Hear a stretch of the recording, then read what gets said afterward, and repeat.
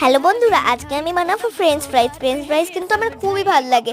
তো চলো আজকে আমি বানাই নিজের জন্যই ফ্রেঞ্চ ফ্রাইজ। প্রথমে আমি আলুগুলোকে সেদ্ধ করে নিলাম, তারপরে এগুলোকে ছেঁকে একটা থালার মধ্যে তুলে নিলাম। তারপরে এখানে দিয়ে দিলাম একটুখানি ম্যাগি মশলা, লঙ্কা গুঁড়ি আর নুন। তারপরে ভালো করে মাখিয়ে নেওয়া হলে এখানে একটু কর্নফ্লাওয়ার ছিটিয়ে দিলাম। এবার এটাকেও ভালো করে মাখিয়ে নিলাম। এরপরে মাখানোর পরে এটাকে আমি একটা অন্য পাত্রে তুলে নিলাম। এরপরে আমি একটা কড়াই বসালাম, তারপরে এখানে অনেক পরিমাণে তেল দিলাম। আবার ফ্রেঞ্চ ফ্রাইজগুলোকে ছেড়ে দিলাম। ফ্রেঞ্চ ফ্রাইজগুলো কিন্তু ডুবো তেলে ছাড়তে হবে, না হলে কিন্তু হবে না।